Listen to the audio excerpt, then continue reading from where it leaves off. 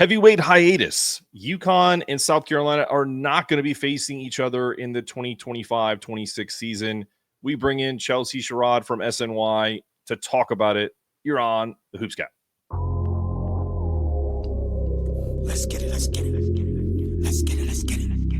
Yeah. UConn, baby. Home of the champions. Let's go.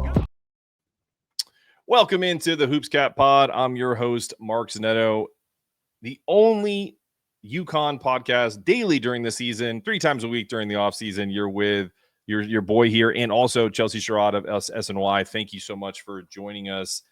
All right, Chelsea, you know the drill. South Carolina, UConn, the biggest draw in women's basketball.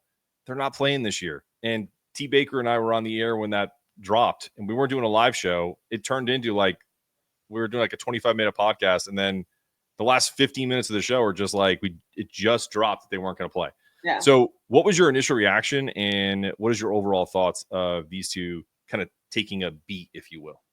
I mean, I think that it was definitely weird. I don't think anyone was expecting that.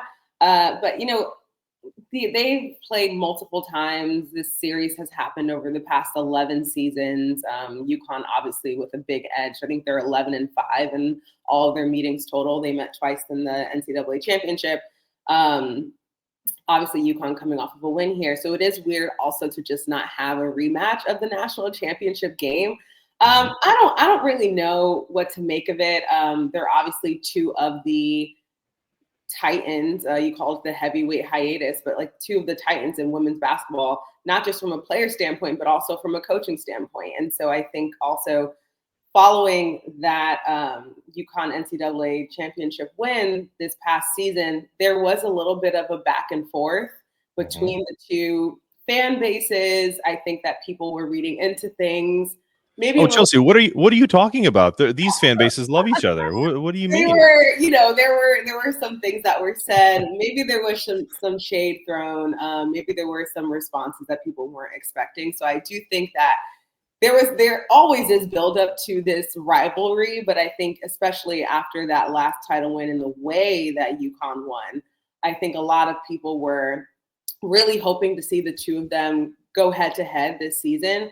And so now for them not to see each other until the NCAA tournament, potentially, is weird. Like, I don't know. I mean, it's just a really weird thing. I don't really know much about what went into that decision. But I think just from a basketball fan standpoint, it is just like, what are we doing here? Like, it's just like a really weird thing. So. Yeah. And I said that to T. I think it's listen, we're a UConn show. So I obviously we're going to take Gino's side, but if it's him that didn't want to do it, fine. But if it's Dawn, I don't see it. I see it, but I don't see it. Does that make sense? Because I could understand, like, she has maybe a younger roster. Maybe she's protecting that younger roster against a UConn team that could be potentially really good this year. And we're going to get into that in the third segment. But I also don't see her in her personality as anyone that would run from any smoke. So like, I don't get something had to have happened, like from a scheduling perspective, that is totally boring and not podcast related material, right? Something that is minutia that basically kind of nixed all this.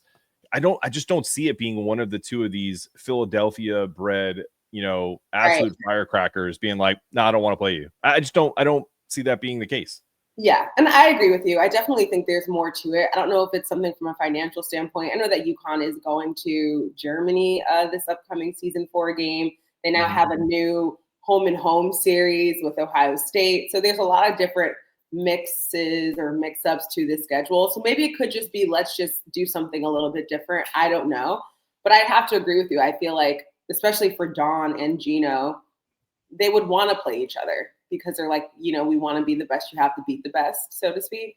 And so I think that maybe there are things that are just happening that we just, scheduling things, money things that like I'm not necessarily privy to right now. I'm sure that news will come out shortly or later, closer to the season. But I wouldn't just say that Dawn nor Gino would be like, yeah, no, we're not doing this. Like, we're over it. Do you think that if we'll take the South Carolina side of this for a second, do you think that if it came down to it and maybe they're in that room and they're kind of scheduling, I don't necessarily know like how it works on this side, because from the perspective of they play these games kind of like right in the middle of conference play. Like last year they played in February, which is pretty unique to the women's game.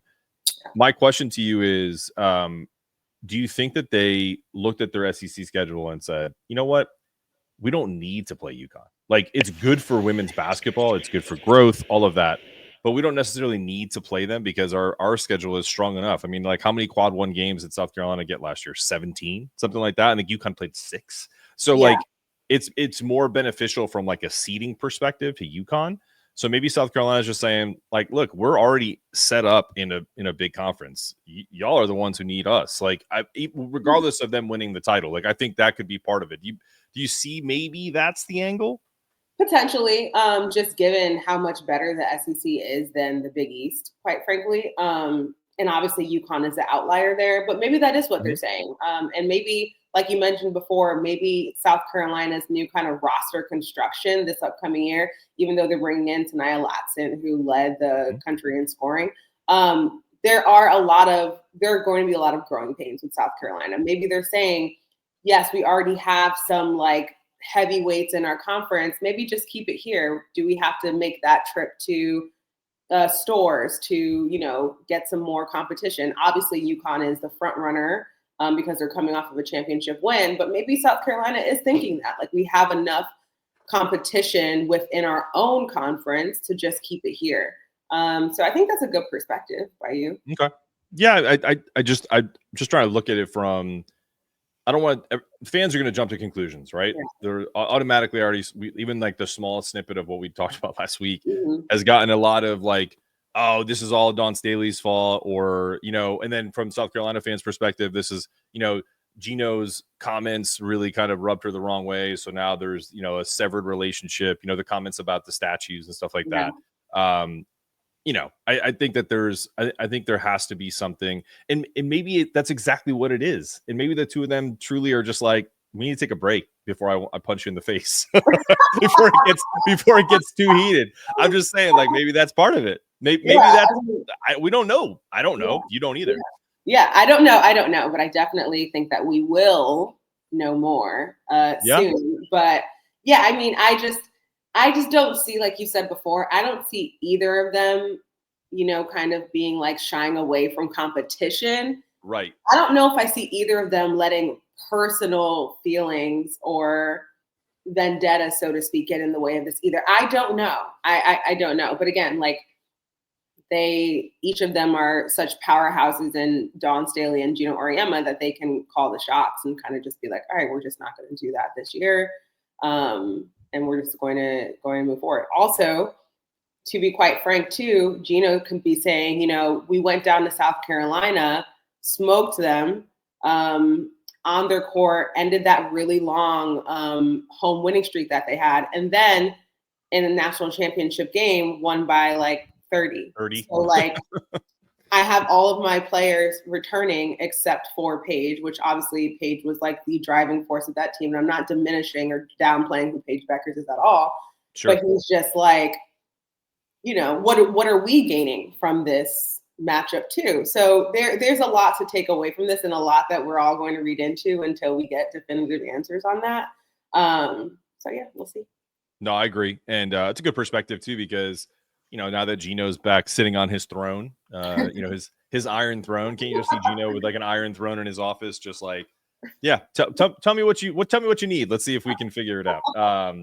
Yes, we're gonna take a quick break. When we come back, you mentioned Paige Beckers. She's a first year All-Star, and we're gonna talk about her transition to the WNBA and a little bit about the Caitlin Clark controversy with Chelsea Sherrod when we return.